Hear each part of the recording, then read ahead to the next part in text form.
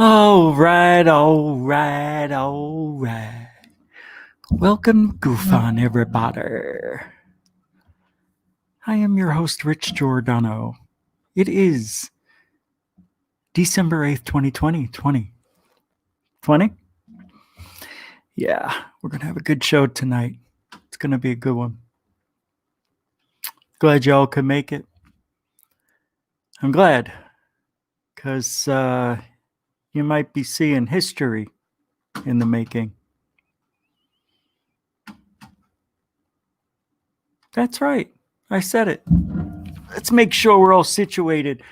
Right before you saw this pop up, I had on a different colored shirt, and it didn't match with that background. So I'm typing in the chat room, and I get distracted, and I realized, oh no, the music's almost done. Ran to the closet, changed the shirt, changed the hat because it was a different color, and I didn't want to wear the Nike hat, but it's the only pure black one that I have, and the other black one I have I don't really like. And then I sat down, I was out of breath. But I'm glad you're here, because you will see history tonight. No man, me, should go through this.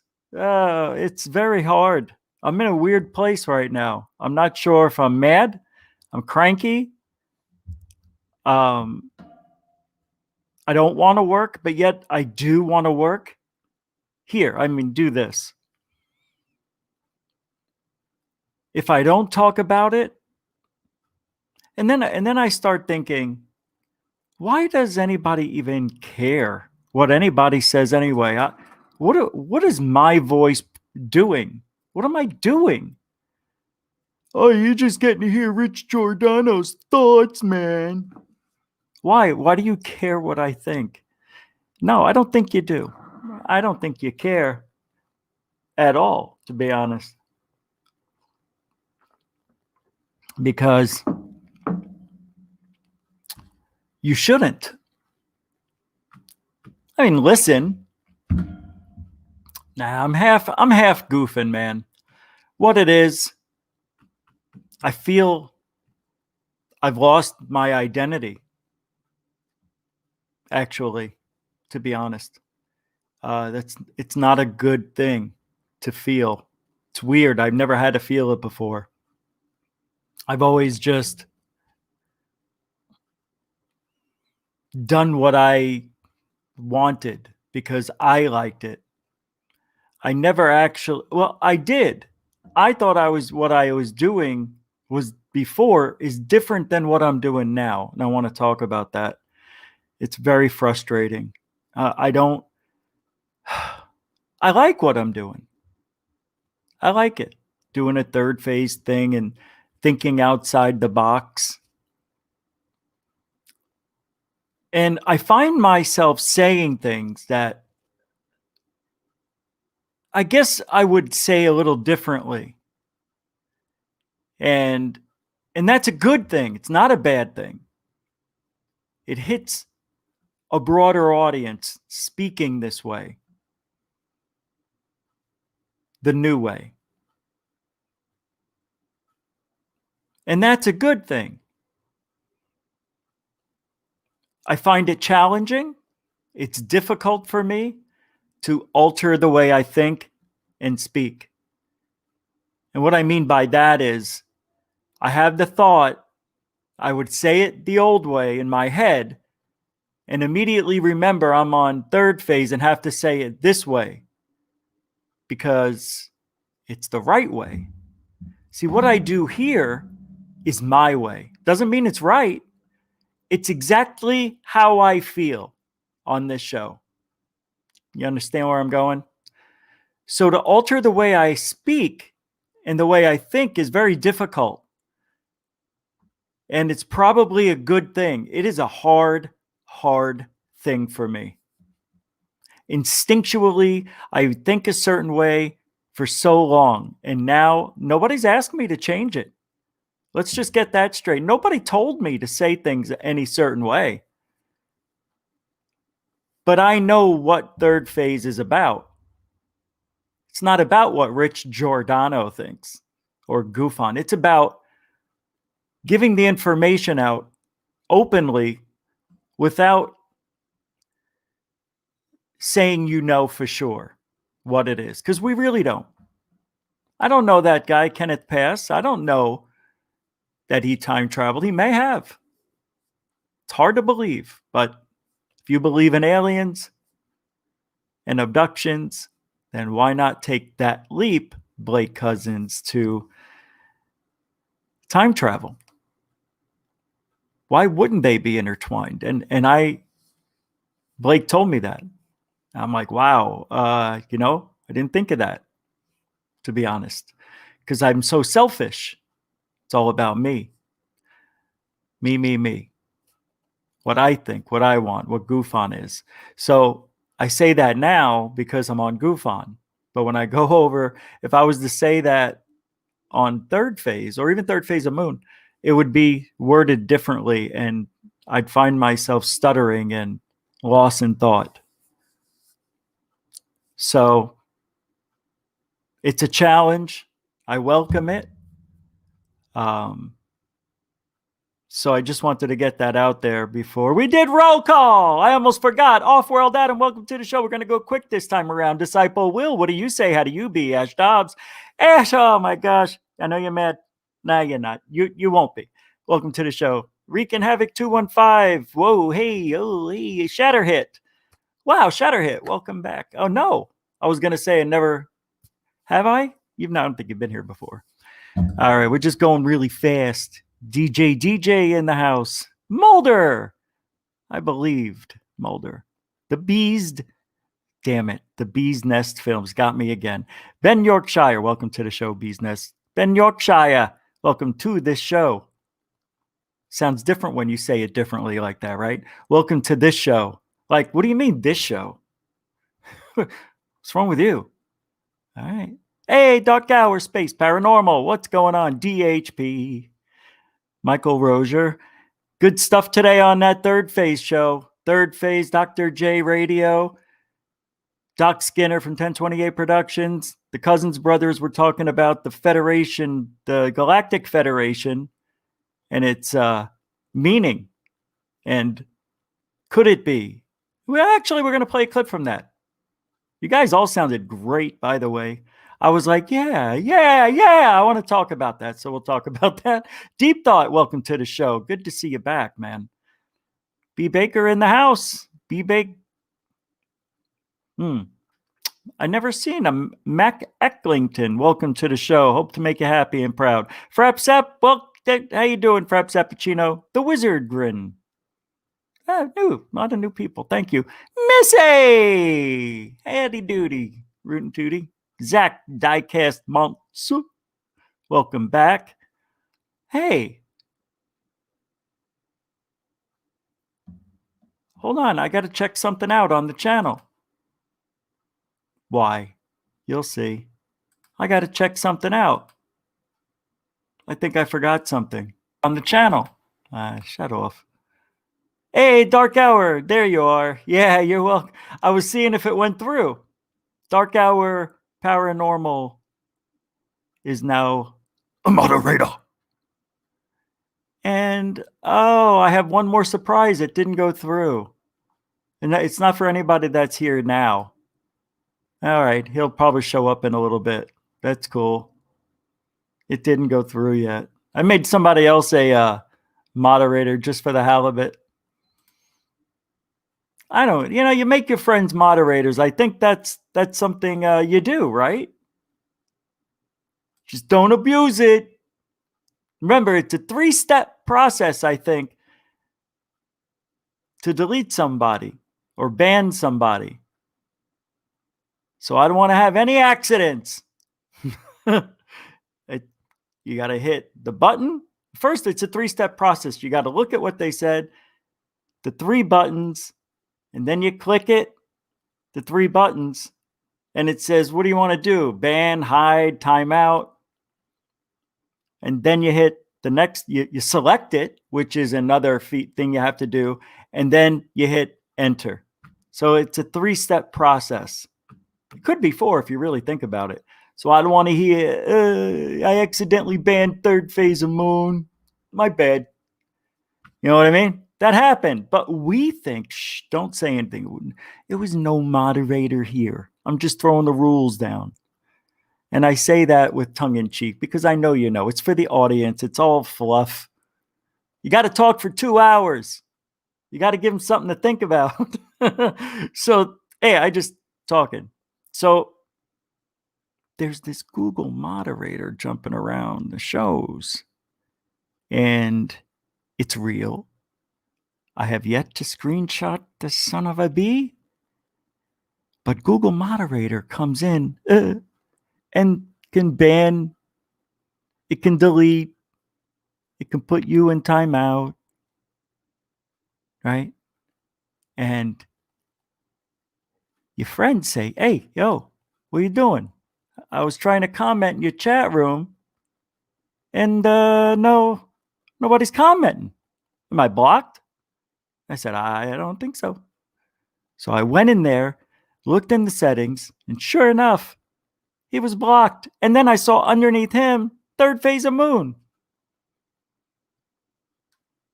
And third phase of moon, just a side note, usually they would be here, say something. They didn't that night because they were too busy. So they watched the show later. They said, yeah, we didn't even comment. Google moderator, if you see it, try to screenshot it. Maybe I'm losing my mind and the Matrix playing one on me. I don't know, but I've seen it and other people have had weird things happen. Andy Callie, welcome to the show. Lady Anseline, howdy doody. Welcome to the show. All right. I went past because I talk too much. I usually, all right, Yonanda Zandolf. Welcome to the show. I don't think I've seen you here before. You come in peace. All right. All right, calm down, everybody. Even though that was a few minutes ago. Did anybody die? So, for about 2 days, I've been in a mood. I can't get out of it. I'm stressed out. Yeah. I think even though it's had a minimal impact on me in the way that I'm out on the street, this pandemic thing, it's making people edgy. People don't look at it. I mean, we're having we had high cases last week and now they've dropped down considerably. So I don't know what's going on, but it's pretty bad. And people aren't wearing masks. And today I went food shopping, right? Let me show you what I got on camera. Now I'm going to send this in to them too. This makes me angry. Check this out real quick. This is a worker right in front of me. Now, I'm already shopping for 10 minutes and I see half the people are wearing masks and shit. Now, look, I don't care anywhere else, but not in my grocery store.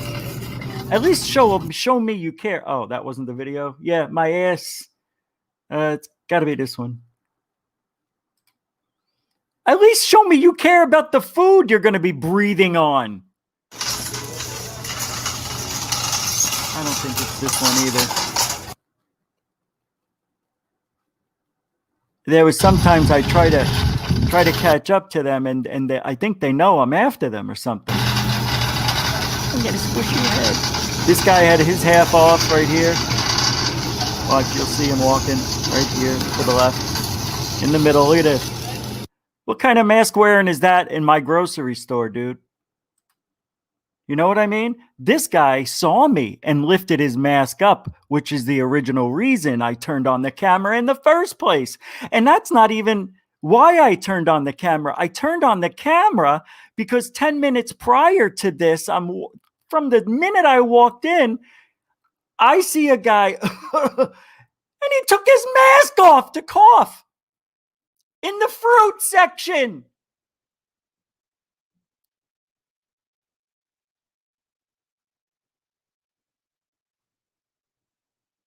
I'm skeeving right now, man. I'm angry. And I know I've said it a long time ago, but I said, I don't know. I hear all these different things about masks, that they work, they don't work. If you have the right one, it works. You can't walk around like this. At least show me you care. At least show me you care, but you don't care. And you're frustrated too. I get that, Mr. Worker. But you have a responsibility as an employee of this supermarket, name which I won't say here.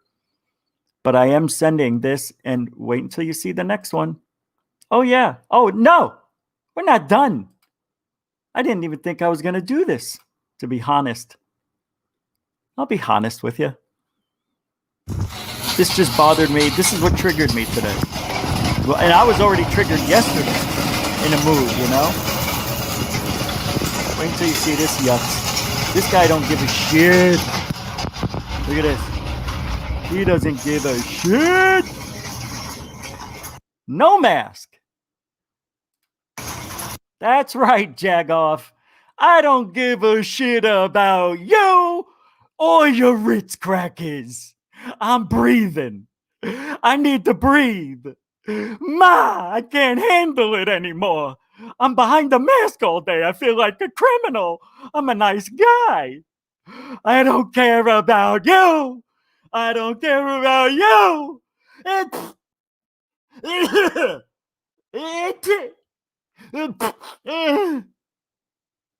Fucking immature babies. You infantile piece of shit in my grocery store. Fuck you. No, that was his name. Hugh. No, I don't know his name. Am I wrong? Am I wrong? I didn't say anything. The old me would have. See, is the new me. The old me would have. But I didn't. So what I did was I'm going to send an anonymous to this company and say, hey, if I don't have $10,000, no, at this location, this goes out to every news source in America. Unbelievable. In my local supermarket. Can you believe this? Oh, you think I'm done? Yeah, we're done. There is one more, but it's very hard to see. I got 4 of them when it's all said and done, and I was angry. So I go get gas afterwards, and I go to grab the handle. I grab the handle, and it was wet, and there isn't a cloud in the sky, and I hope that's disinfectant on the handle. Oh, I'm telling you, I was skeeving. I was so mad. I was freaking out. I'm like, I'm going to die today. Today's the day I die. Oh, thank God I'm going to die. I thought, okay, I'm ready. Come get me. That was fun. I like the little joke at the end here with the wet nozzle thing. That was good, God. Real good. You got me.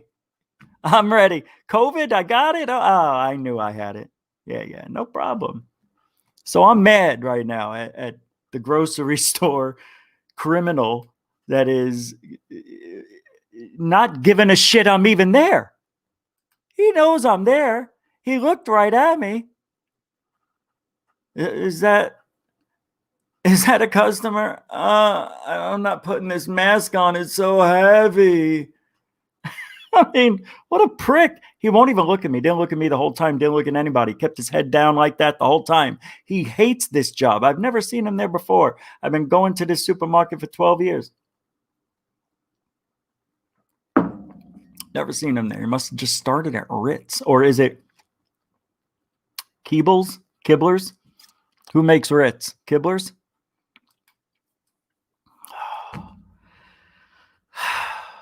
So it doesn't stop there, right?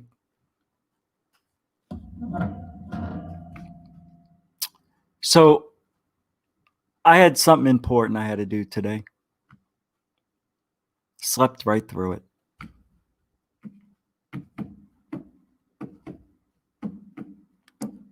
Slept right through it. Woke up. Stomach was killing me. Haven't eaten.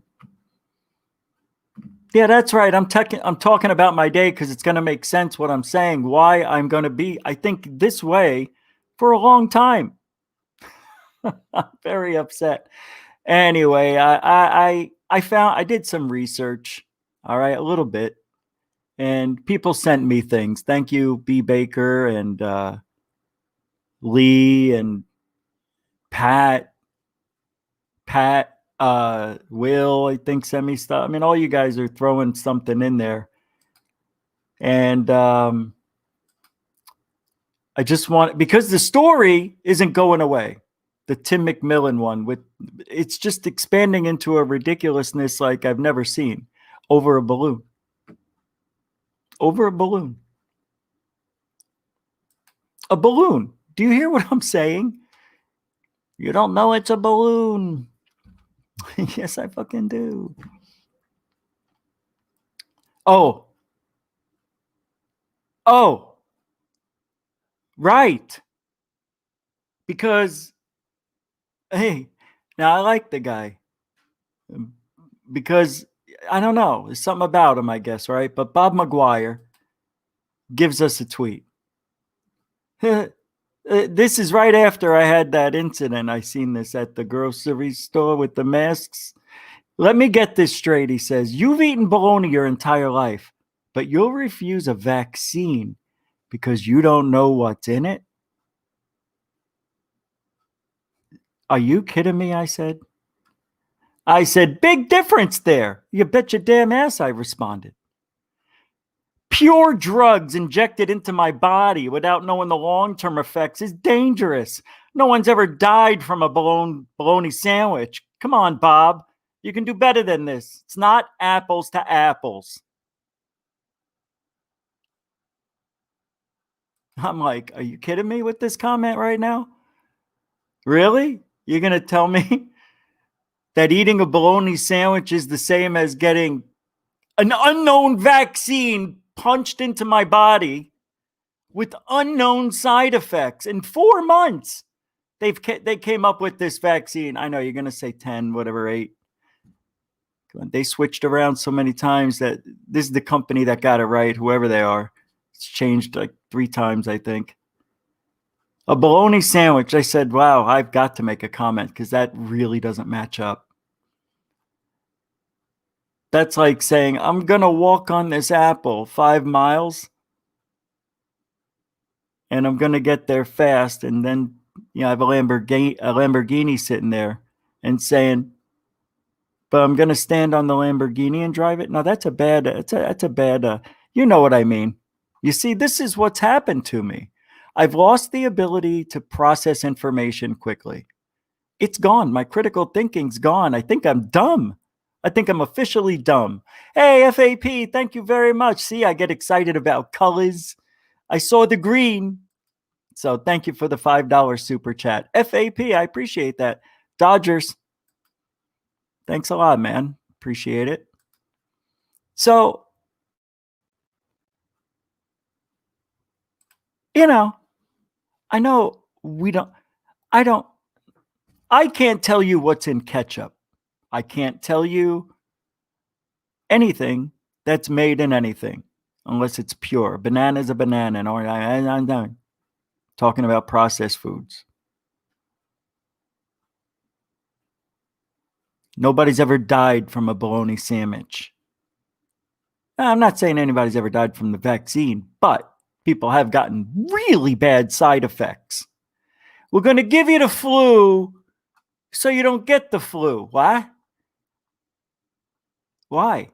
Oh, you'll feel sick for a day or two. How long would I feel sick without the shot? About 3 to 4 days. So I save a day if I take the shot? Yeah. Yeah. Why take the shot? Because if you don't, it could take over your body and kill you if you're older. So I don't need it just yet. I don't know. You're getting up there, kid. All right, I still won't take it. It will be forced in my body. That's the only way. When I'm 68 years old, I got to do the show. See, people trying to inject me with shit. I don't know, man. Anyway, cute little meme. Little cat chasing a hot dog. Because the hot dog's baloney. Hello. Why? Who said that? Are you kidding me? Hey, Upward Spiral. Welcome to the show. Earth White House Spiritual Way. Oh, man, that was long. Thank you. Hey, Osvaldo Franco's in the house. The OF. They should have a show called the OF.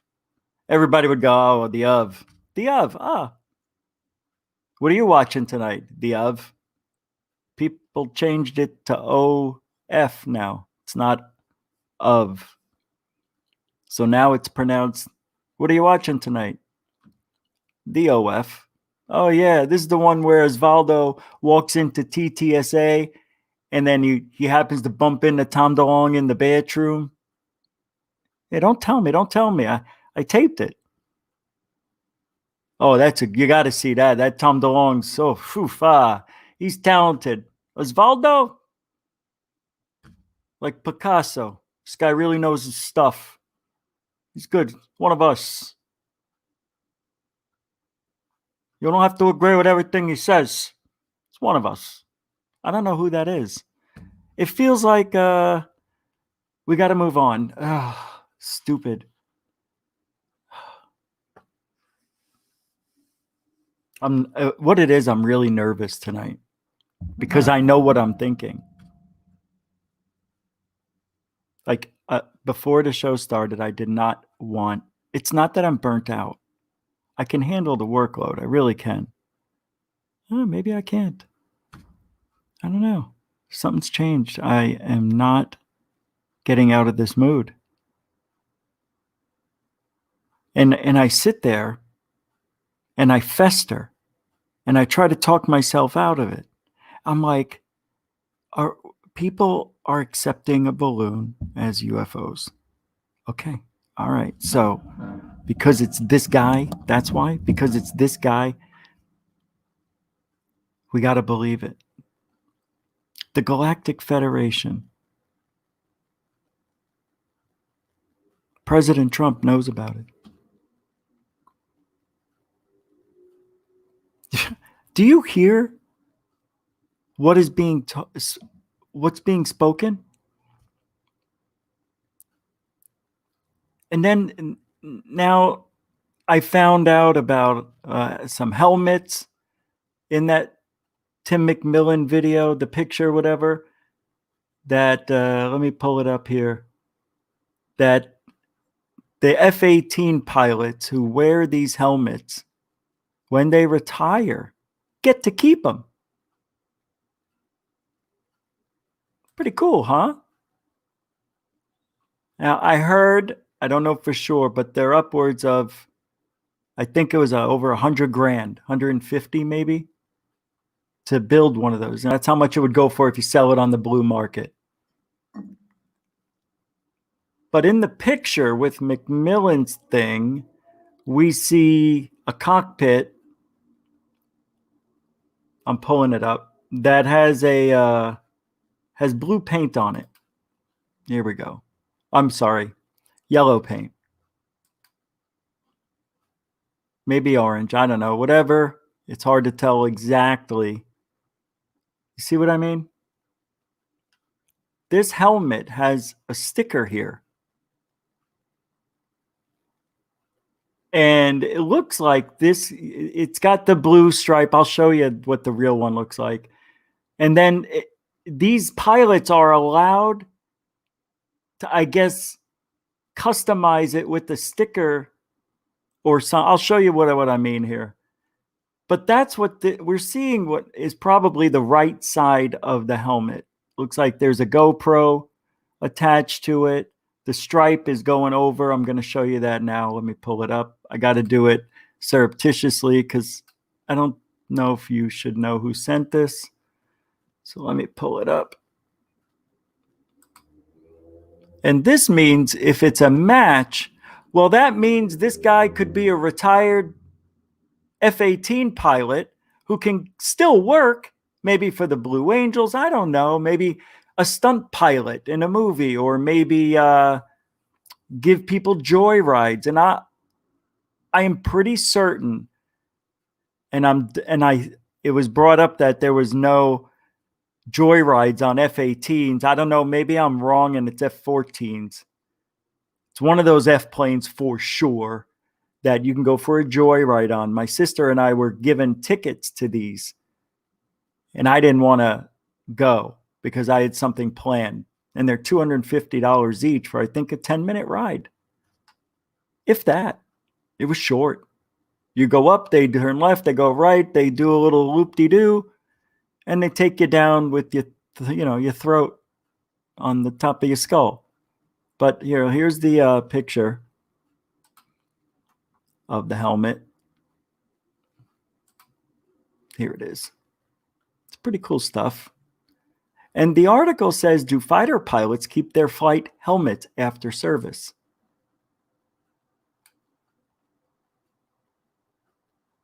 I think I can tell who sent this to me. Who cares?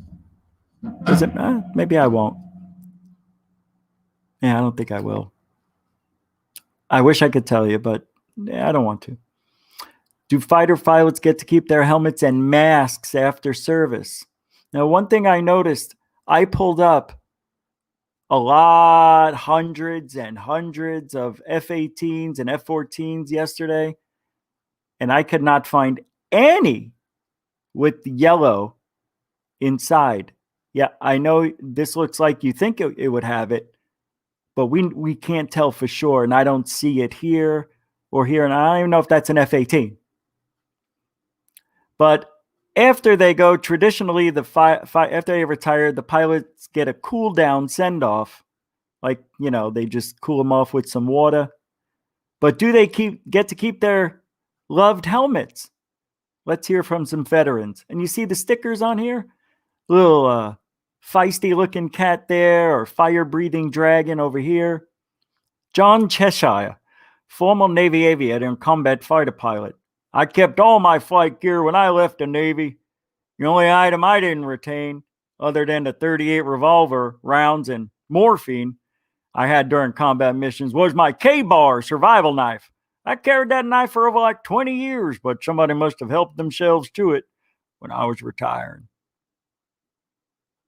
Tim Hibbett says, I keep licking my flight helmet, so they decided to let me have it, mask too. But that was primarily because I had to clear my sinuses on a particularly nasty flight. You don't want any more details. Continued. After flight school, they moved to a different kind of flight helmet. So we got to keep ours. The flight helmet I had from my fleet squadrons had a custom liner. Oh, I can't see it. It's small. Sorry.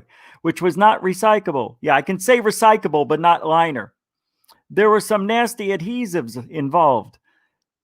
They let me keep most of my gear. In fact, G-suit, harness, gloves, skullcap boots, flight suits, the works.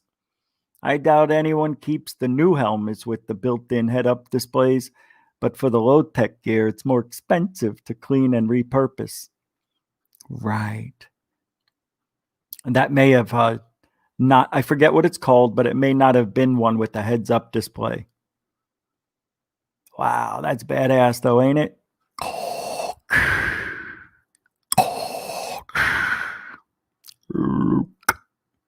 Yes, Papa. I'm your father. No. John Tringle. Started flying 1987, aircraft owner, pilot instructor. Technically, no. They're supposed to be refit and reused unless they're condemned and not suitable for flight.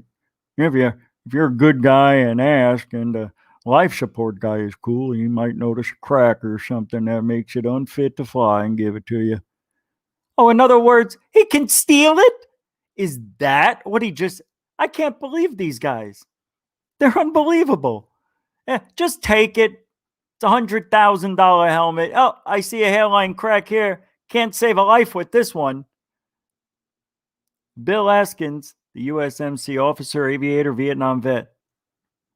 I've got a couple of helmets. The USMC did not want them back. Ditto on the tiny suits and leather jacket. I have one very sophisticated survival radio from a... I'm thinking of Hulk. A subsequent employer brother that I carried on the ground in Vietnam. During my final tour there, other stuff was turned in and no real interest to keep. And lots of memories. Yeah, that didn't match. Hey, Douglas Canard. No! With helmets and masks, systems costing up to 300 Libra, and with technology as advanced as the planes the pilots fly, they hand them back. Yes, they do. They hand them back root and tooty, fresh and fruity. They can keep clothing, gloves, and boots, but helmets, masks, and G-suits, vests, harnesses, and anything with technology or that can be used in order for someone else to fulfill their duties and safety must be handed back. That was hard. Hard. Well, that's a goofy looking helmet. It sounds a little different. Oh, I just got dizzy. All right. How many guys do we need to learn this from? Yes, no, they take them, they can, they can't, they can steal them. All right, we get it. So if these guys can take these home, if you're a really good guy and ask, right, thank you. I don't want you to forget. Then it's possible we see somebody here flying around on this Tim McMillan bullshit, unbelievable fraud of a picture. So I was thinking about this.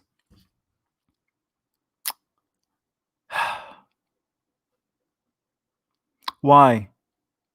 Why do it? Why did Tim do this? Seriously.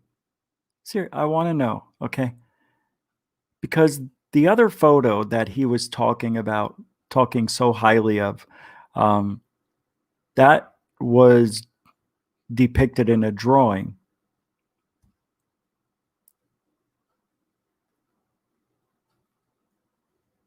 And I think, because the story is, it comes out of the Atlantic Ocean, I think hovers for a second and then takes off. He says it was 2018 that it happened. Maybe I'm wrong, but I looked again. I thought the metadata, and I thought he said in an article 2019. I'm confused. But there's two pictures. So I keep thinking, well, maybe the guy...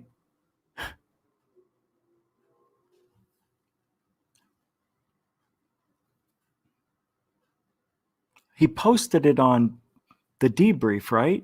Just the debrief. So he had it. So he knew what it was before it posted. So if he knew, then he's in on it. You're going to tell me somebody broke into his computer and switched it? No. That's why it doesn't make sense. Because it went up on his website. That's why it's off. And the fact that Bob McGuire talks about it like the day before or so, 2 days before, whatever. And Tim overreacted on Twitter without even hearing what Bob said. And sure enough, it was the same exact picture that we see today.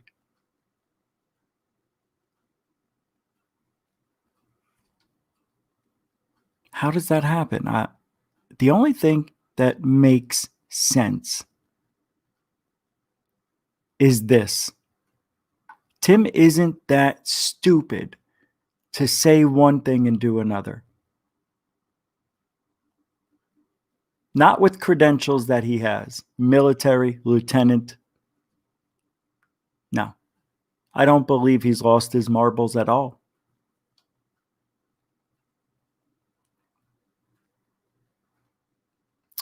And how does a guy who was in the military and then became a lieutenant, police officer, high-ranking police officer, have such connections to get stories out that nobody else has?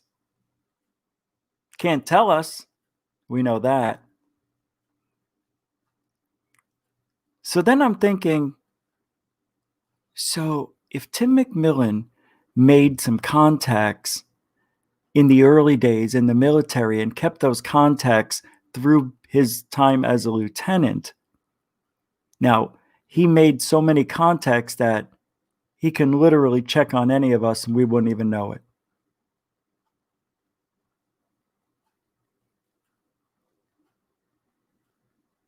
That's scary. What makes sense, though, after seeing this picture, and it doesn't match up to what he said, and I think it's purposeful, that means he is a disinfo agent because it's not about money. Nobody's getting rich in ufology. You hear? Nobody's getting rich. And he's not going to get rich on that website. So it means he's throwing up a balloon or photoshopped it. I honestly think it might be a very good Photoshop. I saw some anomalies. I can show you. It doesn't show up the same as if I'm looking at it. I know because it gets a little distorted in the stream. So you might have to even wait until this goes up later to look back. I'll just show you what I think I see. It's not perfect, which is why I didn't really stay with the Photoshop story, but it still could be. That could be out there. That could be a Photoshop look. You're going to tell me no? They do it all the time. Yeah, it looks real. I admit it. It looks like it's there. But there's anomalies, and it's probably just when you zoom in from something that far away, it gets pixelated. So that's all I think I'm seeing when I do that. Not on this picture, but we could take a look because this would have to be Photoshopped. I'll show you. You can see it already. Whoops. See this? This looks like a cutout, and it goes all the way around it, right out the side here, and then back in. It contours it. It actually contours it almost perfectly. This is the part that's messed up, but this looks like it's Photoshop. It looks like that was put in there. You can see it cut right in here. Look. Now, I'm not saying this isn't this is what we see around UFOs. It's just pixelation. It's just trying to compress it and make it fit. Is that what this is? But this is what we look for in fakes. This is it. This is what we look for. And I see a strange anomaly. It looks like they got this side right. Man, I could even do one better. I even see a perfect square out here that connects to here. It looks like, out here. So I'm thinking it's probably not Photoshopped, but it is strange. What I think might have happened is it could be double Photoshopped. It could have been Photoshopped, and then we're seeing them trying to make it look right by blurring it or adding something to it. You know what I mean? So that's the final version, but we still see some bullshit around it. I don't know. It's a stretch, but so is that picture. you know? So is that picture.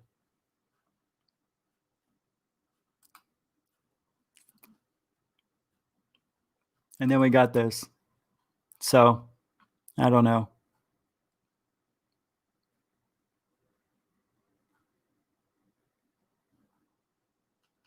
Anyway. So I try to think, what's the motivation behind it? Because this was intentional. It's not an accident that he's telling us about one thing and it's another. So then you got to look at every aspect of the photo. You have to. Right? I mean, that's what we're doing. We're trying to see what helmet is here and why this paint is like this or it's colored. I found that nowhere. All right? I'll even show you.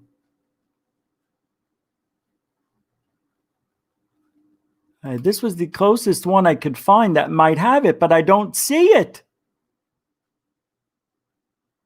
Now, at one point, I'm looking at everything just to see if I can find a match. So, but I can't see inside the guy. You know what I mean? The guy. Here's another one. You know, trying to get a different angle. I don't know. I thought I saw it here, but it's not conclusive. I think it's just fabric. You know, he's the kangaroo. 222 or 555. I don't know. It's 222, right? And we got another one. This is okay. Look, I'm trying, guys. I mean, it's like nothing. Beautiful though, right? Oh, this looks like some sort of submarine. I didn't see this last night. That looks like a submarine. Hey, it's an F-18 in the water. That's not water, is it? Anyway. And then I started thinking people, you know, that go around these things that shouldn't. You know, here's one of the guys having a joyride, but it's in a Red Bull. He's a Red Bull guy. He had to wear the Red Bull vest.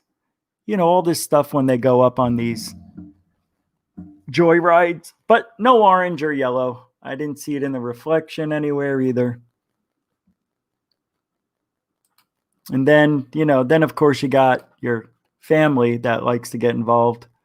That's a little bit of a stretch, but the helmet was yellow and I thought maybe I could see yellow somewhere. And then I realized, well, nope, that's not even an airplane. I don't know what it is. But you can put your family and your kids on it and your, you know, whoever else you want. So it's been a little difficult finding that. I mean, I'm trying to find anything that would prove that that helmet, that entire cockpit is what it is. I honestly think it's, if somebody had their, oh, and by the way, you can't have your cell phone. Bud Royale commented and tells me that you are allowed to have your cell phone during these flights if you're in the military, in the Navy, whatever, in Navy, Air Force, whatever. So I looked it up today, and here's what I found. Cell phones are allowed. Okay, are men in the military allowed to have cell phones no matter where they're at? That's an awful. No matter what their location would have been better. Some jobs do not allow cell phones in restricted areas. No, you cannot walk and talk while in uniform and in areas where classified materials exist. Usually do not permit electronics use. No, due to high security. There was another one. What is that doing there? There's another one I saw. Hold on, probably down here.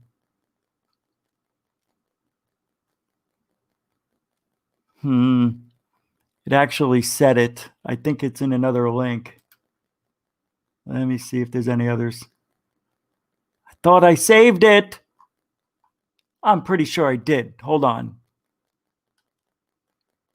Nope, I don't know where it is. But you're not allowed.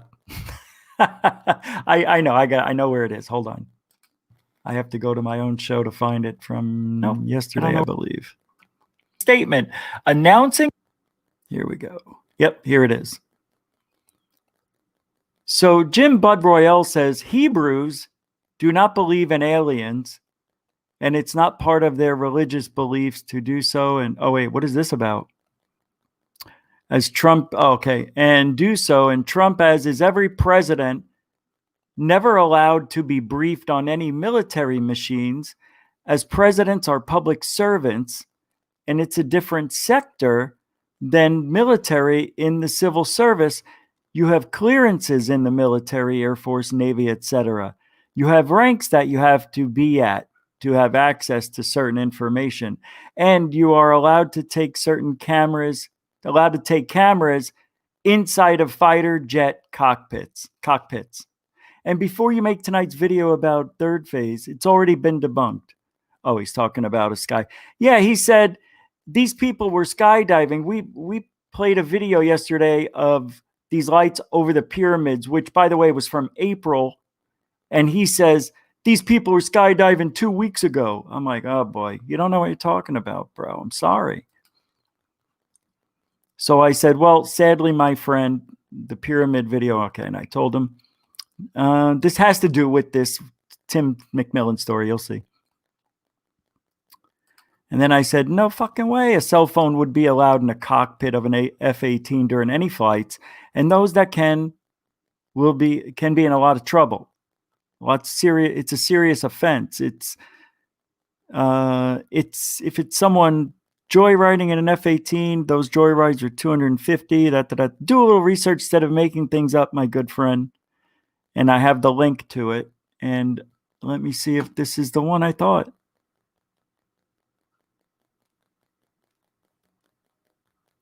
Yeah, Bud Royale is saying all sorts of stuff that doesn't really match up with what I found. This is bizarre. I know in here because I quoted it to him. Nope, I quoted prohibited because what I found was it says they are not prohibited at any time when they're in uniform and in service or something like that, unless you are on a break or it's allowed, like you're on break, you're not in a secure area. A cockpit of an F-18 is a secure area. You think they're going to let you take your cell phone in there? And then 2 years later, you're turned into a spy and you got all these photos on there of what it looks like inside there, every move the pilot makes and so on? No, thank you.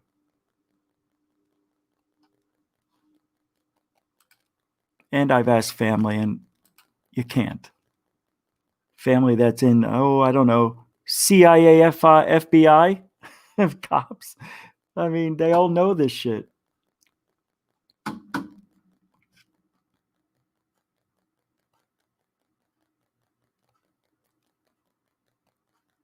So it's frustrating. I can only go by what research is in front of me. And if I see that it says that cell phones are not allowed in the cockpit, it didn't say during war times. It didn't even say it's because of the electronics. It's not even because of that. It's because of serious issues with the sabotage and espionage and all the other ages. Deja vus. Forget about those. Yeah, and then there was something else I had to talk about, and I can't remember. It's not the Galactic Federation, although I am going to talk about it.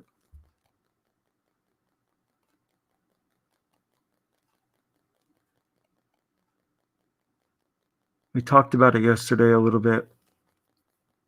And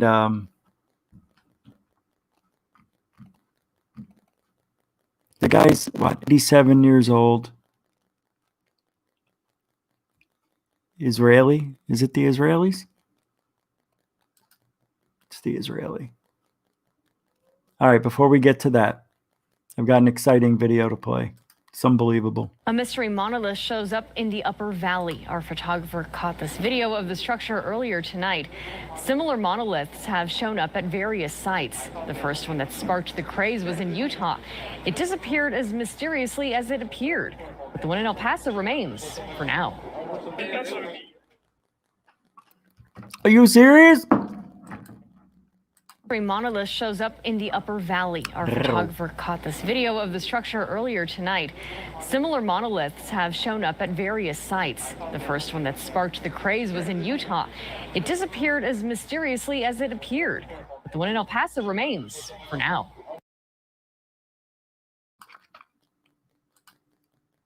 Pretty amazing. Another one. And nobody's out there saying, I saw them do it. Like, if you were passing by and saw somebody, this would have had to have been done. I almost think they're doing them in locations that they could block people from getting to or see them coming a mile away. This is right in the middle of a shopping center. They would have had to have done it after everybody in the shopping center left. Security was gone. Yes, I see rivets. Rivets, rivets, rivets.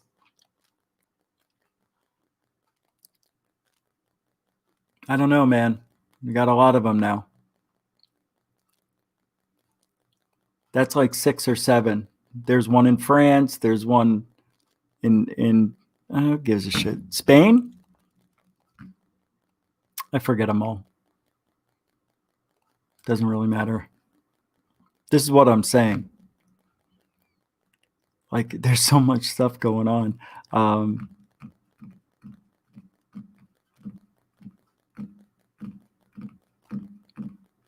was going to play what Third Phase did today. Let's pull that up. Just hear what they had to say about the Galactic Federation. I'm sure you'll like it. I tell you, for 26 minutes or so, it went by really fast. I mean, I was just starting to get into it, and it was over. I'll just...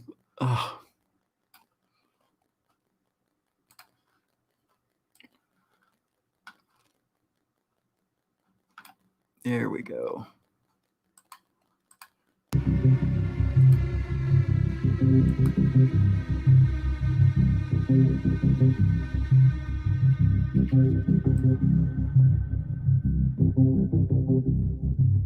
Welcome back to Third Phase of the Moon. Blake Cousins, we got a special report breaking right now coming out of Israel. Apparently, a former head of the Israeli military space program claims that extraterrestrials have made contact with officials in the United States and Israel over the years as well. But the aliens won't come out public because they say the people would freak out. That's the word coming in from Israel. He says humanity isn't ready. The professor, he's retired, General Haim Ashed, said this week during an interview with the Hebrew language paper Yediot Haranot. Ashed told the paper that aliens are already among us on Earth, and several species have formed a galactic federation akin to the whole outlook of Star Trek, according to him. It's amazing. He also suggested that the U.S. and Israel have been collaborating with aliens on space travel for years, and that the U.S. president right now, Donald Trump, is on the verge of revealing their existence. So this is the breaking news, and I got the special panel right now joining me on Third Phase of Moon. We got Doc Skinner from 1028 Productions, along with Dr. J from Dr. J Radio Live, and Michael from Dark Hour Paranormal. And we're just going to get into it. This news is just coming in, so we've been following it, but I wanted to get Doc Skinner's opinion of this breaking news coming out of Israel. What's your thoughts? Oh, wow. It's kind of a mixed emotion for me. One side is saying, we've known this for a long time. Another side of me is like, finally, it's getting it's being put in the light that it needs finally. And it's kind of funny how, Star Trek has so many elements to it that we are now seeing in today's world. And the fact that they're mentioning it being a Galactic Federation, like in Star Trek, verifies a story I heard a while back about how Gene Roddenberry had a friend that was in the secret space program, and once a year they would have cognac at the cabin and go fishing and talk stories.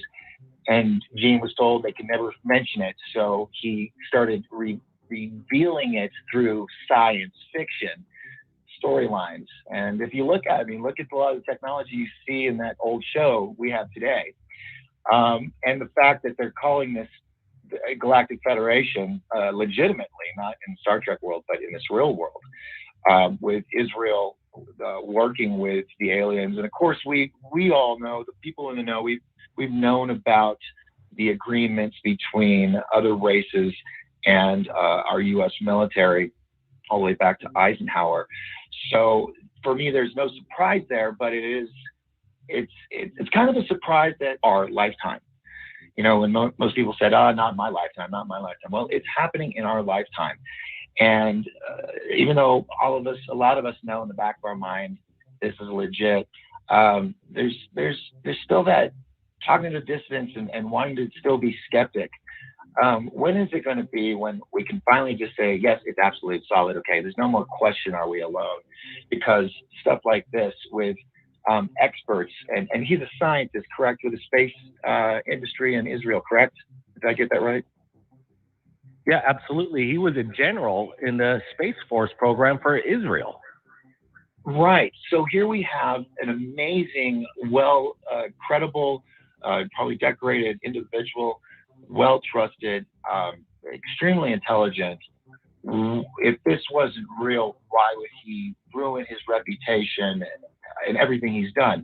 It's just like the gentleman that ran Area 51. He mentioned we have spacecraft that can take ET home. Now, someone in that position, they're not going to just make lighthearted of that unless they're trying to say something under the water. And the fact that this gentleman has come out, probably, scared of ridicule alone, amongst many other things, possibly even, disappearing. He's come out and he has said this. And a lot of people are trying to possibly debunk or dismiss or say he's a loon, or probably say he has some, dark skeletons in his closet, anything to discredit him to keep this facade, because that's what we're dealing with. Is a gigantic, multi-decade facade that's been portrayed on the public, and the veil is lifting. And I strongly believe in all this. I've seen things, you've seen things, a lot of us have seen things. We know that there's something to it, and it's not a mass hallucination. So having this gentleman, this professor or scientist come out and publicly state this.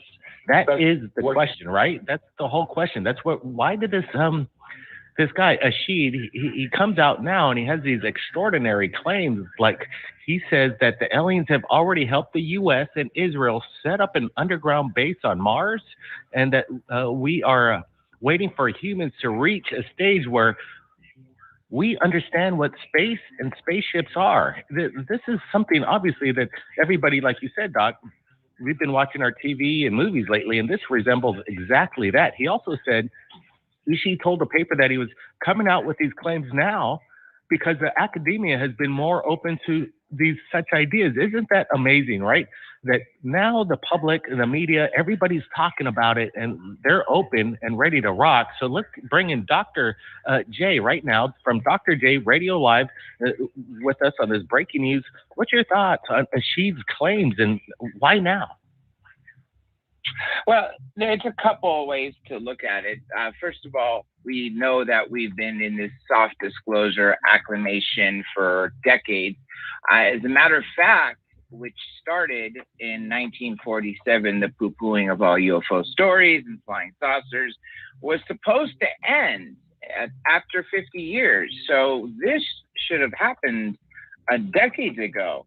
So that's where half of this, the pessimism comes in. It's like, okay, we've heard this how many times that we're on the verge of it, or it's going to happen, or and then let's think about the incentives. What incentives does the president of the United States have to give us this knowledge? Well, for one, you're going to be announcing that there's this technology that we don't know how it works, but if you have competing nations that want this technology, I couldn't see why they would want this out there. So that's the pessimism side. Optimistically, on the other hand, again, as Doc said, we've all known the truth. Most of us have seen something.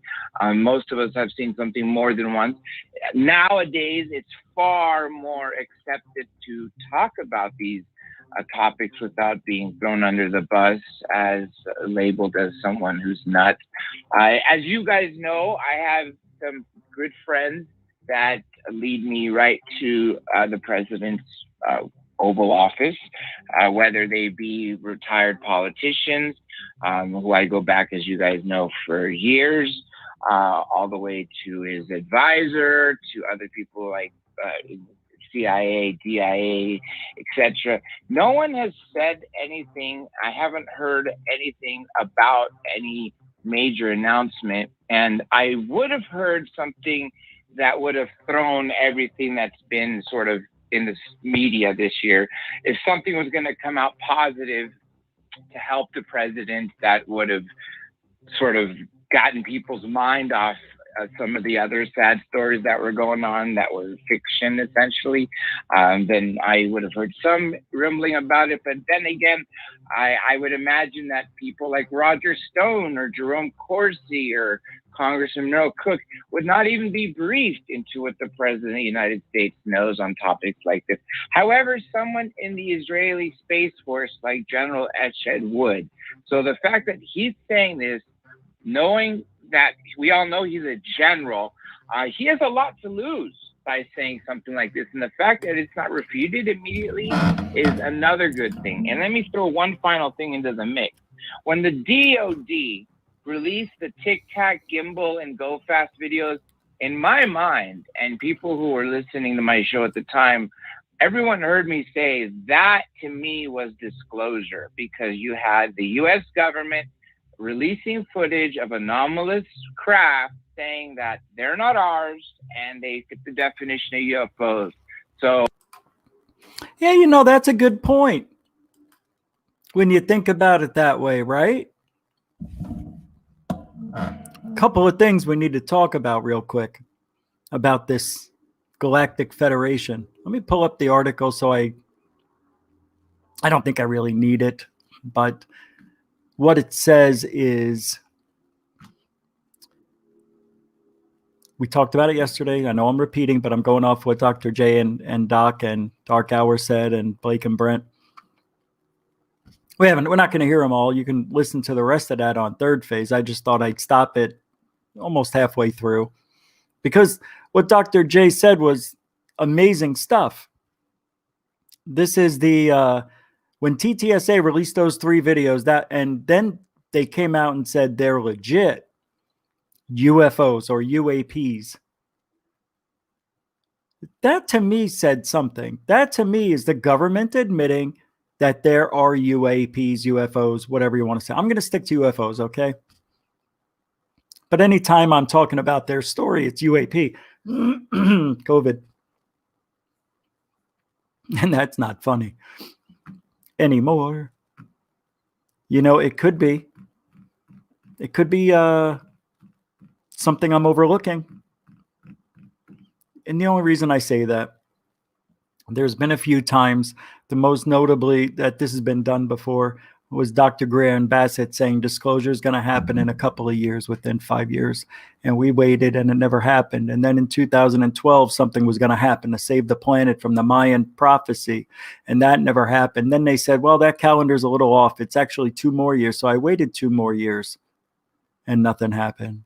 And Bassett said, I'm not saying it's going to happen anymore. In 2010, he claimed, I can't keep doing this. Every time I say a new president comes in or a new policy is unwritten, something overrides and vetoes, we get stonewalled and Yeah. Yeah. What do you think's going to happen? What happened, though, was the Navy saying that these are real UFOs. Okay. Now, here's where it gets tricky, and this is why I don't care what that means. They can say it all they want because everybody knows, right? Everybody knows, believes in you, and they know they don't have any proof. That's why they can show the Tic Tac, the gimbal, and the Go Fast, blurry, fuzzy, too far away to see videos. Because they know they're not what they say they are. They're drones, an airplane, and a duck. I don't know what that Go Fast is, but something's wrong with it. If it's coming from the other two, if it's coming from the Navy, if it's coming from TTSA, whoever. I don't trust it. We had incredible drone technology. The Iraqis talked of it. I showed you the article, the story where they talked about it. Seeing these magnificent drones doing things that were never thought imaginable for a drone to do. I don't know what that means, but it sounds to me like it's pretty good technology. Sounds like off-world shit to me. Does. So here we are, 93, 2003, 2013, 27 years later. Imagine the technology we have today. They shined them up. They gave them a nice rounded edge or a cube tic-tac looking shape. Look, let's talk about something, because this threat, and I don't want to say it, but I'm going to say it. It is real. I'm changing my mind. I'm changing my mind. I think UFOs are a threat. Look, and it's okay for you to change your mind. Let me explain why. And I've been thinking about this, and I even broached it for a few seconds the other night. What is going on? Well, that was weird. I got to look at that.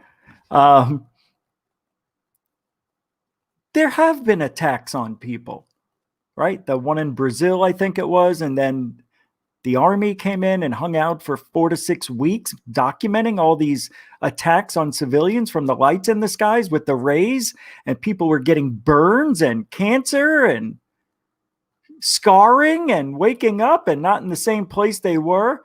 People went missing, came back, were like zombies. You know the story. Well, if you don't, I think I got it. 1952. No, this isn't it. But here's a story, another one. It's called Shoot Them Down, the Flying Saucer Air Wars of 1952. During the summer of 1952, this is by Frank Ficino Jr. It's a book. During the summer of 52, Americans reported a record amount of UFO sightings to Project Blue Book. Isn't that weird? Don't you think that's freaking weird? I do. We're going through that now, but not for the same reasons. We're seeing stuff with our cameras more. People are recording it now. But 99% of the time we can explain it. All right. We only say 9 out of 10. You know what it is? It's actually 49 out of 50. So 95%. 45 out of 50. No. Yeah. For every 50 cases, 5 probably go unsolved that they can't figure out. For every 100, you would think that would be 10, but I'm going to say it's not. I'm saying the more cases that come in, that percentage will probably be around 7%. So 93 to 94% are explainable. In my looking at stats and just being around for a while. The Air Force group, their Project Blue Book was the Air Force group responsible for investigating unidentified flying objects. He's written an exciting new book that encompasses the summer of 52 and America's overwhelming UFO problem during that time. The author documents the numerous aerial encounters and confrontations that occurred between United States fighter planes and UFOs over America and around the world during that time. In July of 1952, an Air Force information officer revealed the jet pilots are and have been under orders to investigate UFOs and shoot them down if they can't talk to them. Ficino investigates, researches, and writes about the overwhelming amount of mysterious fighter plane accidents and vanished jets that occurred during the 1950s. He also writes about several UFO cases from the 52 summer, including the complete and most detailed story in print to date of the horrific West Virginia Flatwoods monster incident of September 52. After 17 years of research in a lost and forgotten segment of fighter aviation history, and UFOs has finally been documented and written about in Shoot Them Down: The Flying Saucer Wars of 1952.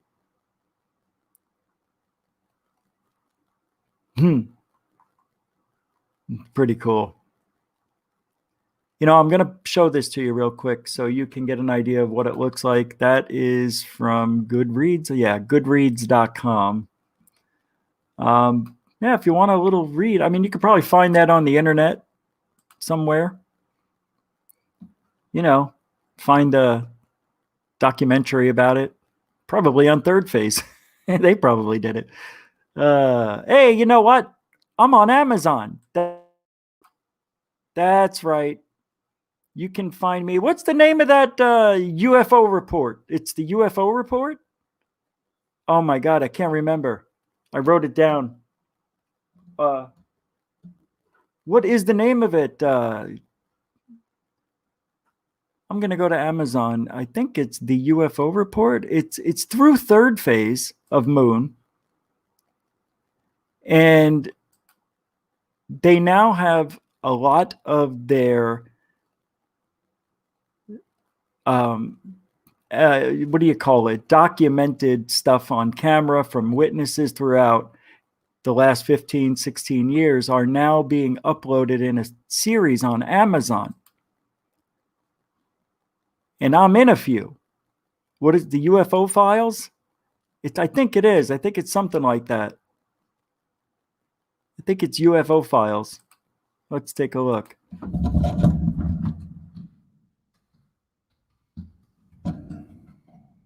No. I don't see it yet. No. Unsealed it. No. UFO files. No, I don't think that's it. Let me I can't put third. Can I find it with Third Phase of Moon? What is it? I don't see it. Look, I'm going to show you what I see.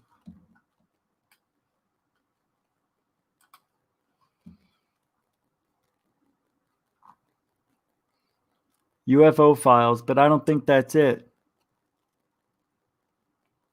I can watch it, but I can't, and I won't press the button. See, it's directed by, is this it?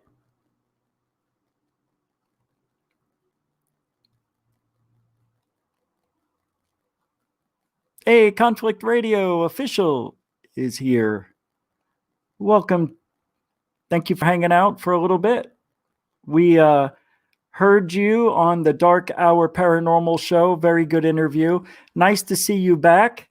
And it's been too long, so glad to see you're here. Conflict Radio official. Good job, man. Yeah, that was an awesome interview. You did very well. It's called UFO Report. Thank you.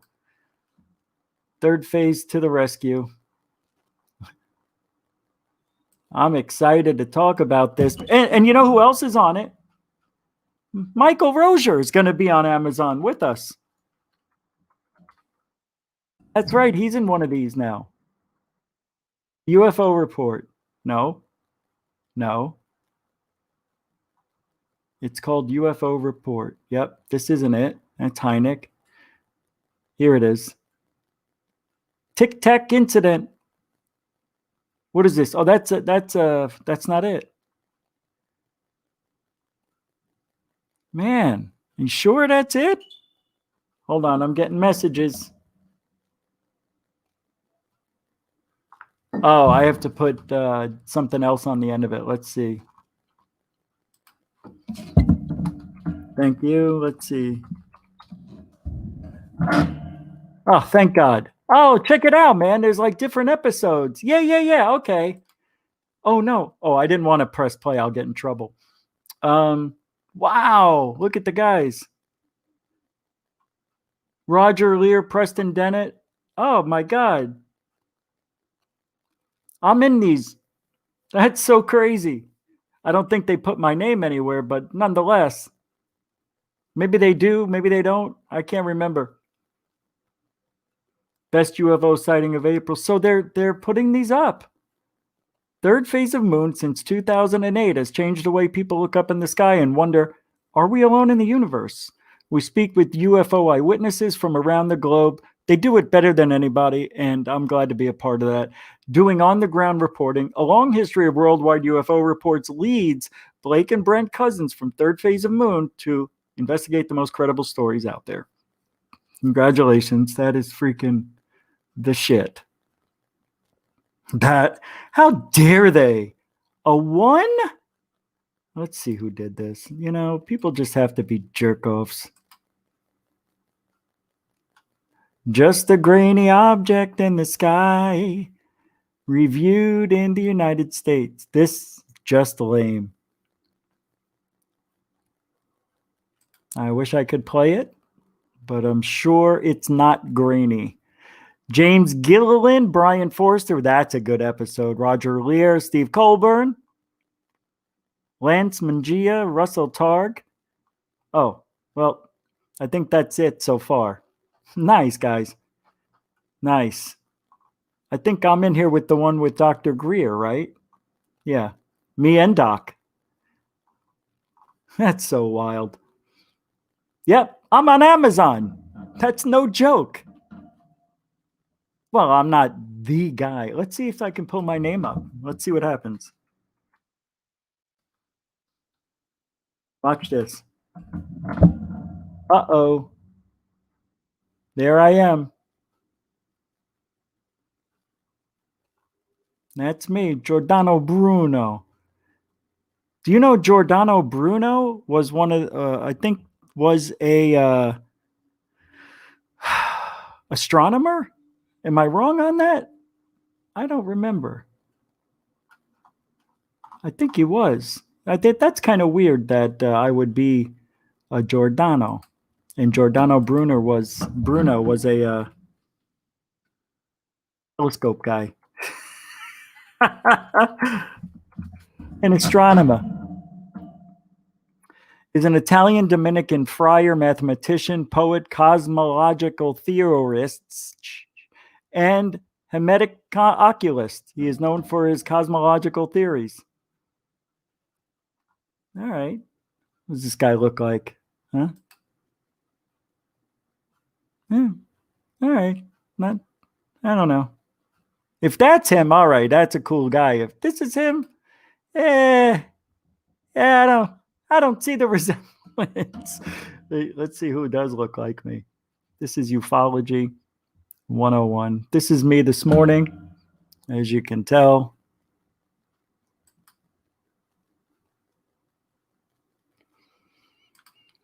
All right, let's move on to some serious stuff now. So UFOs may be a threat.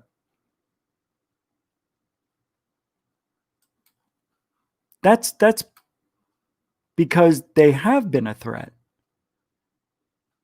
It's not because they aren't. They have been. Now, imagine this.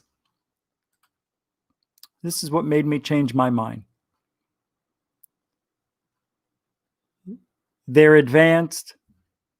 They've been plotting and planning for decades, maybe. I don't know why they haven't done it thing. If they're going to attack us, what are they waiting for?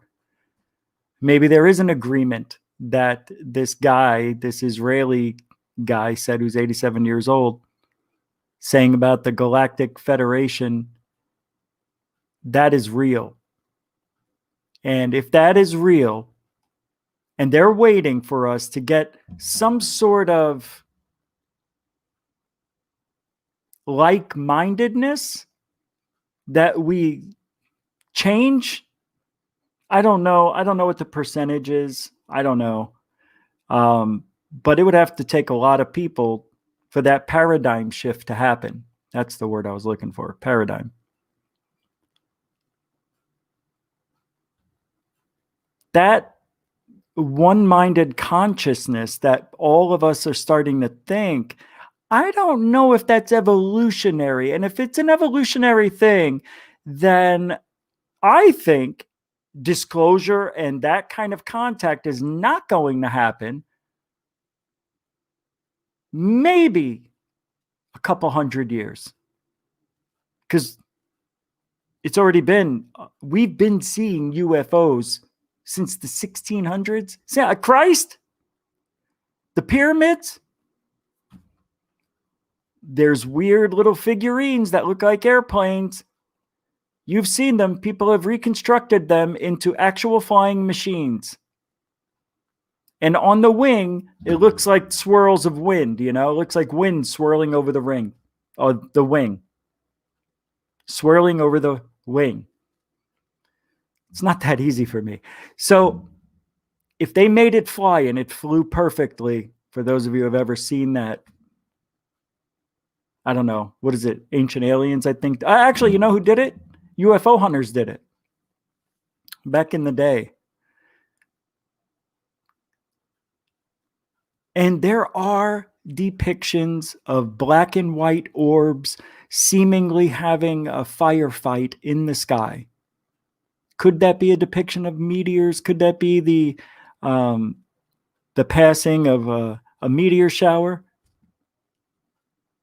And they just depicted them as circles in the sky, and and then cigar-shaped craft just floating around. I mean, come on, man.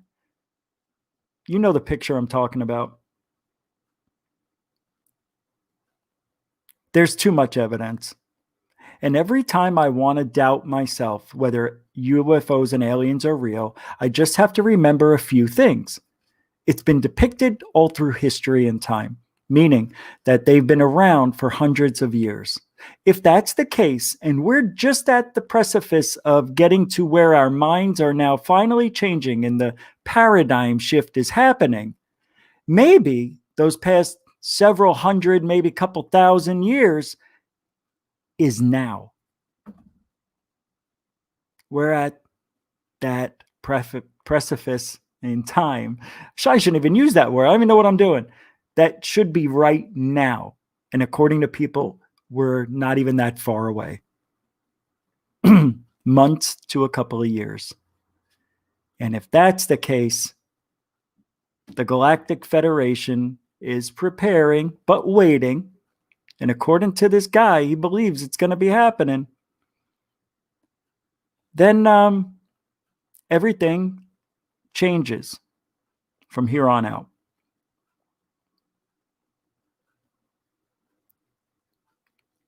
I want to believe, but I've heard it before.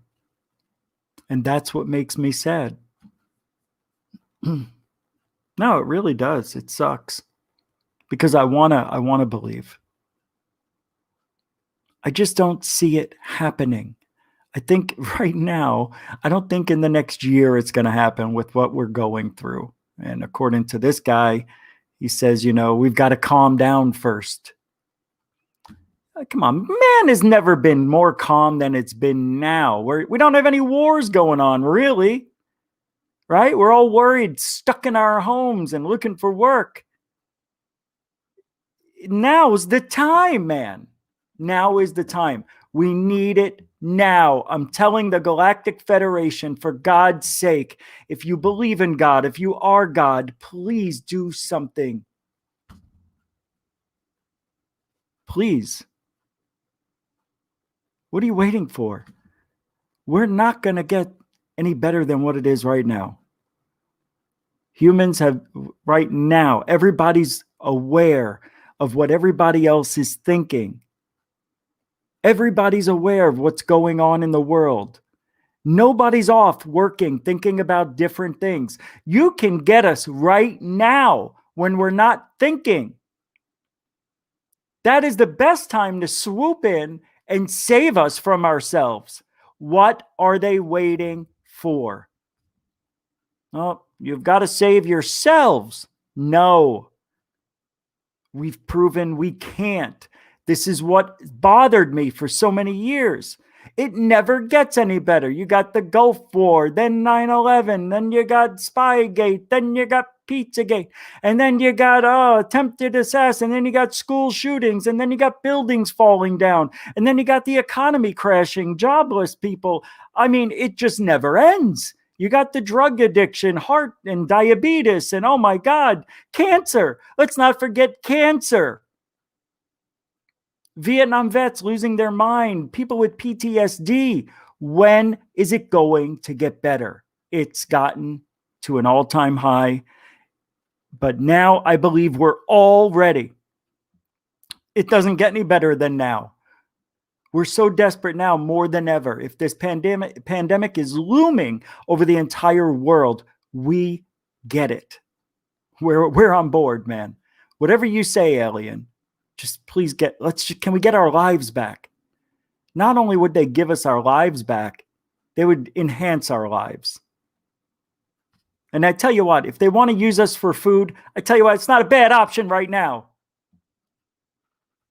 Anyway, we're listening to Goof On, history in the making. The Galactic Federation is waiting for mankind to calm down.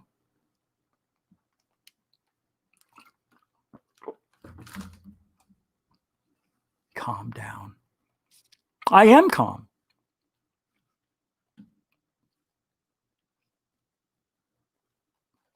And then these poor guys, Tim McMillan and Bob, I throwing a monkey wrench in everything, trying to make us look stupid. That's what it is. Everybody, look at what Tim McMillan put out, and everybody's like, fantastic. It's unfreaking believable. It's like Michelangelo, this guy, right, with the pictures. It's unbelievable. His first picture, it's brilliant, brilliant. Meanwhile, it's a freaking balloon, and he knows it. He knows it. What am I, a monkey? I'm a little monkey? That was for Blue Chicken's kid. What am I?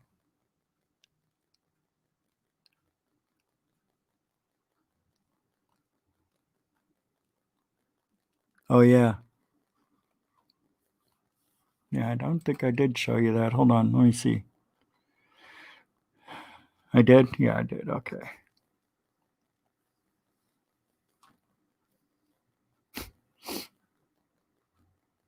And there's always something going on, man. And then I'm looking at, then I think with everything that's going on in the world, why are we even here tonight? I mean, what is it, an escape for you?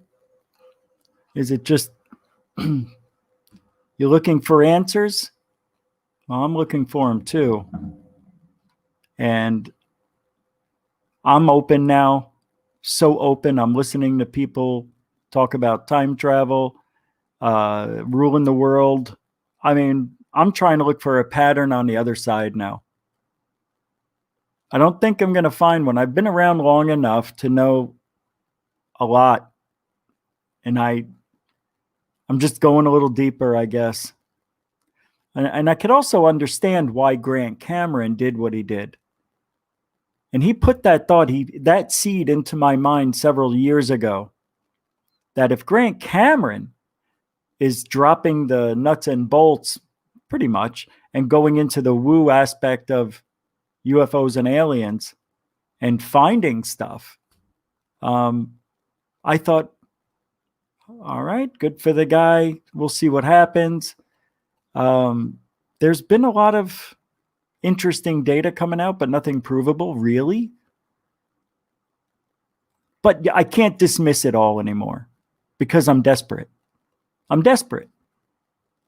I want to listen to what everybody has to say. And if that means I have to listen to the most incredible story of my life, well, Art Bell did it. Art Bell did it and did it right. Don't you think that's what Third Phase of Moon is doing? Don't you think that's what I'm doing? Dark Hour Paranormal, Doc Skinner, and Dr. J, and everybody else on Third Phase? And Goofon, and Dark Hour Paranormal, and 1028 Productions, and Dr. J Radio Live, up badee badoo. Paula Astaria. She's part of the team. Can't forget anybody. Because that is called a network. And that's what Goofon should be a part of. A network. And let me tell you, with all the networks out there, I like this network the best. I tell you, I've seen the other networks. And I'm not talking about UFO Twitter. I'm talking about the other guys in ufology. And there is a few I'd love to work with. Just haven't gotten around to it. A little busy. But, you know, maybe after the new year, I'll start reaching out more. Because I'll know where I'll know where I am by next year.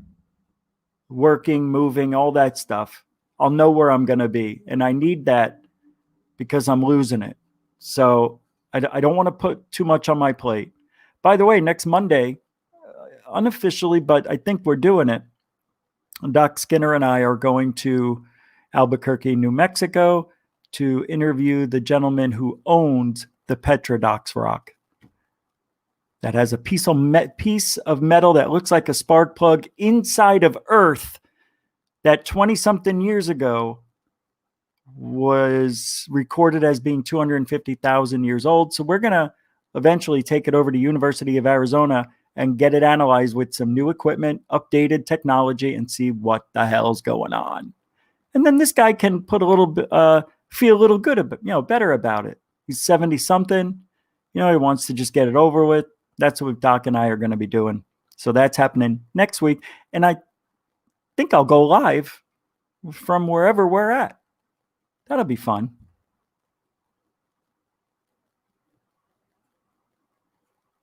That's boots on the ground. That's what Third Phase of Moon is doing. I don't see anybody else doing that. Quite frankly. Who? Tell me who in the UFO world that's doing something like this or have gone out of their way to go interview Greer that wasn't already part of his team. Who? That isn't being, you know what I mean. You know what I mean. Yeah, hate me, love me, I don't care. I'm doing it. We've got to get to the bottom of it. And then I think to myself, like I did before the show, why? Why even bother?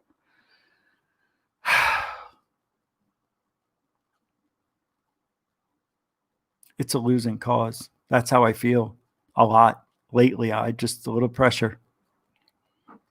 I like it. I like the pressure. Don't mind the pressure. Like the pressure. Because I'm not doing anything. And I'm going crazy because of it. All right. I know I repeated. So what? All right. Here's some new UFO sightings. Just to keep you guys a little bit into the loop of what's going on. I'm going to play it. These are from around the world. I just put it on my screen by accident. Hold on. Here it is. I believe this is Mavi 777. We'll just play a couple. My eyes are going crazy. That's a cool little intro. Blue chicken.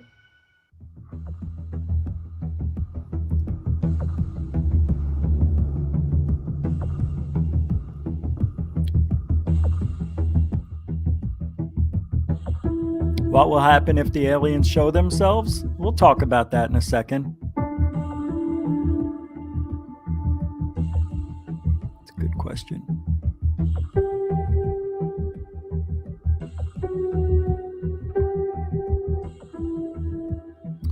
Oh, Kaylee, that I don't think so. Dave from Spaced Out Radio is the closest person to Art Bell, the closest, but he doesn't take callers, and Art Bell did that an awful lot. He does interviews, great interviews. Yeah, I guess I see what you're saying, but you got to have phone calls to be like Art Bell. That's another part of it. And if you're going to say just by doing interviews is like, well, I guess you could say that. No, you might be right. It's tough. Dave interviews good though. And I thought he wasn't asking really hard questions to Tim, but he did ask a few hard questions. I apologize for that. Yeah, he did. I was mad. I'm mad I say stuff. He knows it. He knows I love him. Like a brother, like a younger brother.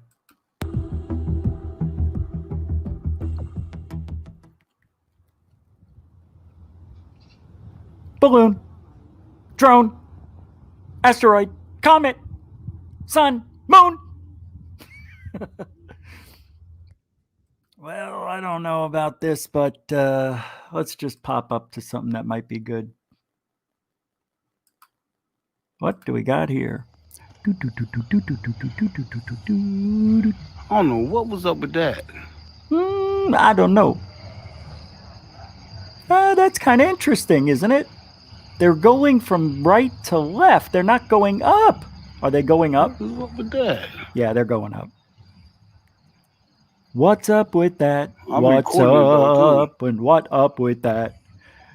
Video I don't know what it HTTV was. in the sky. What it In my is. eye, see something that can fly. What up with that? I don't know what it What's was. up and what's up? Thank you, Mr. Pass. Kenneth Pass with a message to me. I don't know. That's awfully interesting. All right. Is that enough?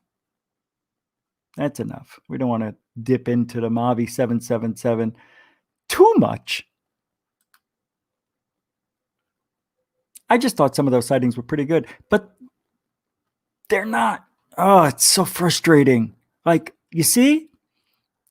And every time, it just, see, but those this is a good one. I have to admit, this is a good one. That's one of the better ones I've seen. I have to be honest, and I hate flare looking videos, but that one looked good. Right here. Is that what that is? Holy crap. Yeah, we'll never know. No, come on. You can't show us that. You can't. You just can't. Yeah, everything's like a light. You know what I mean? No crafts.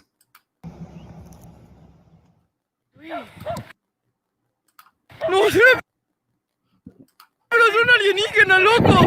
¡Dejado! ¡Grabó bien y lo voy a cortar!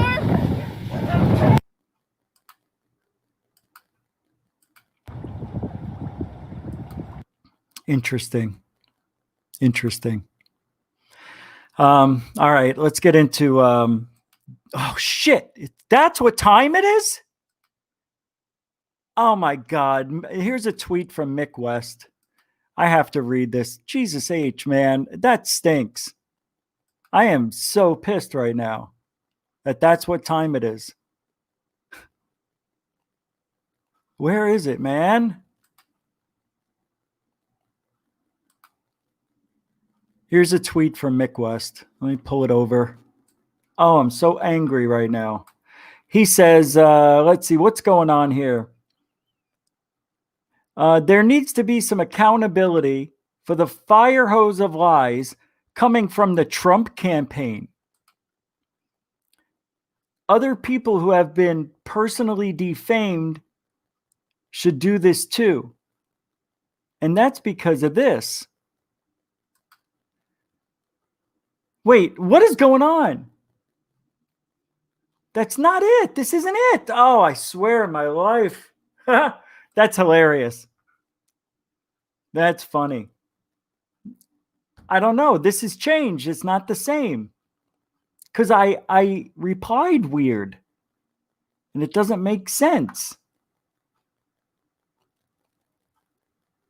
and Newsmax for defamation, alleging conspiracy to hawk false election claims, attack, dissent GOP. This has nothing to do with what I wrote here. Well, that's interesting. I don't know. That is weird. I'll have to take a look at that. All right, let me see what this one. Okay. So Ryan Bledsoe, Chris Bledsoe's kid, says, from what my father told me,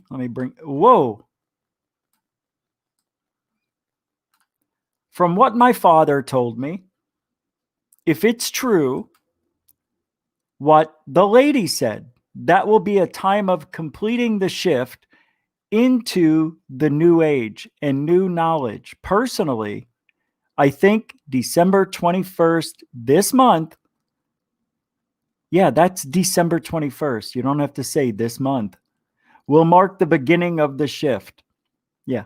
The winter solstice. Yeah. Perfect timing. Christopher Bledsoe. God almighty. Oh, what's this? What is this? The deflate? An international team of scientists say they've made a major breakthrough in understanding the origins of life on Earth. This is so old. And in support the idea the universe is teeming with biological organ. Okay, wow. So nice of you to put this out a month later. It's already been out. We already know. Jesus H. Christ. Here's another one. Another tweet. This one's from, let's get rid of that one. Hold on. Let's get going. All right, this comes from the, let's make sure. I'm going to make sure this time. What is this? Oh my God. I'm so glad that didn't happen. That was weird. It went to a music video. Okay. This comes from the Undead Gaucho. Just so you know, this guy is very far left as well, which is why I don't agree with him.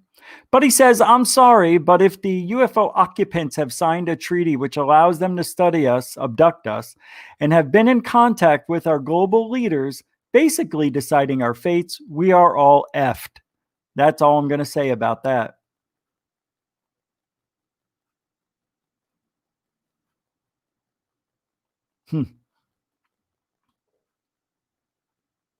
Do you believe in that? That if we've already signed that treaty, that we're all effed up, we're done? Maybe I was wrong. Maybe they are. Oh, I wrote something here. It's not out of the possibility. If we believe in abductions, then why not be lab rats for the greater good of humanity or alienanity? Alienanity. Alienanity. Alienity. Alienity. Yeah, alienanity. ALIENADITY. Alienanity. ALIENANITY. Alienanity. You know? I think that's possible. Anything's possible. Nobody knows. That's the beauty of it all. Nobody knows. All right. And this one.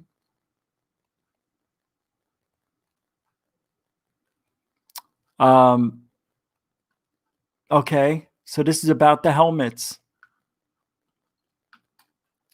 This is also from, this is from the unidentified.net. Says that the debrief released a photo was a 9 out of 10 UAP. Most social media cried balloon.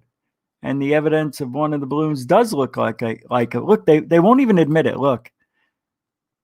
It says of one of them, it does look like a balloon. Others hinted at secret sources telling them it's a balloon, but the truth remains that we don't have enough credible data to make the conclusion exactly whether this was an example of UAPTF showing how the identification process works with a terrestrial object, or whether this is something else we simply don't know. Additionally, the same two officials with the DoD and one from the U.S. intelligence community with whom we previously spoke confirmed that the leaked footage is the same object provided in 2018 intelligence position report issued by the UAPTF. The description given to the debrief was that the object was a silvery cube shape in the photo. However, anyone can see in the photo, it doesn't resemble a cube, which caused controversy. Standard. Even more so when the object was determined to be unidentified by UAPTF. According to the anonymous intelligence sources in the article, the question of conspiracy and disinformation was debated by me. Goofon immediately called that bullshit out. I'm yelling, I'm sorry. The debrief was told, this is what he says, McMillan, Tim. He says, the debrief was told the accompanying photo was captured from within a cockpit of an F-18 fighter jet with the pilot's personal cell phone. Bullshit. According to 3 U.S. officials who had seen it, the photo showed an unidentified silver cube-shaped object. The report is said to have indicated the object was hovering or completely motionless when the military pilots encountered it.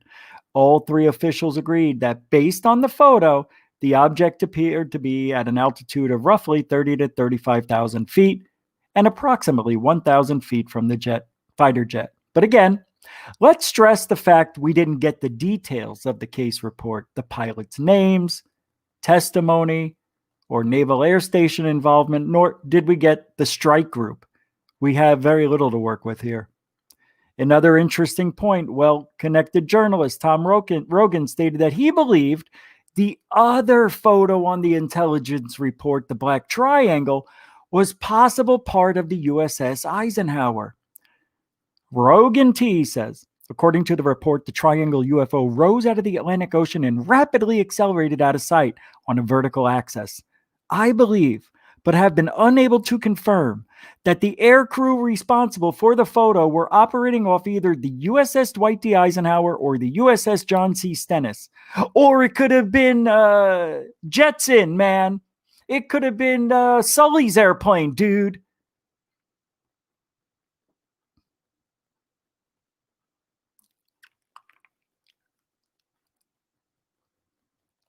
Anyway, here, Roger Glassel, or whatever his name is, says, sorry, gonna do this right this time.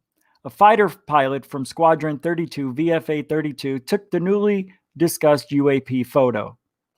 Look, he's trying to say this is this. This is this. This looks like a fist. I don't know. What do you guys see? Is this the same thing? Man, it doesn't look the same to me. This looks like a claw, like a hawk. Capiche? Nah, nice try. It's similar, but look, this goes into the main, but this main is different. This blue should be up here. See, this is on a curve. The blue goes on a curved portion. This is not curved. This is sloped. Or almost U going into a down slope. This one is going up. Down would be over here. So it's not the same. Up your nose with a rubber hose. All right? Not this time, kids. Not on my watch. Get out of here. You don't even belong on this network. Shame on you. Shame on you. There were so many other things I wanted to talk about tonight. I just don't know what happened. Yeah, it's weird. Just didn't work out that way. There's a lot of stuff going on here. Hold on. All right. What's that? Yeah, it is. Well, that's it, guys. That's all I can do for now. It's time to go. It is. So I hope you have a good night. We'll be back tomorrow night, 10 Eastern, 7 Pacific. There might be a video later today on Third Phase. I'm pretty sure there will be. So I'm going to work on that for a little while and make a short clip from here as well for Goof on Gold. That is the gold of every show. The best part of every show, I take the clip out and make it into a small one for easy to access in case you don't want to watch the whole 2 hours. Thank you, moderators, super chatters, and new moderators, Blue Chicken, Third Phase of Moon, and Dark Hour, Paranormal. Oh, you were already. Weren't you? No? And you too. Just like that.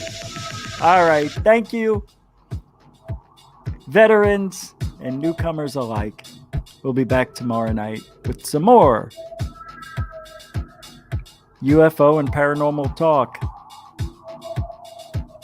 I know I forgot something tonight. I'm going to be mad when I figure it out. But if you ain't looking up, you ain't looking out. Good night, everybody. Yeah. That is just beautiful.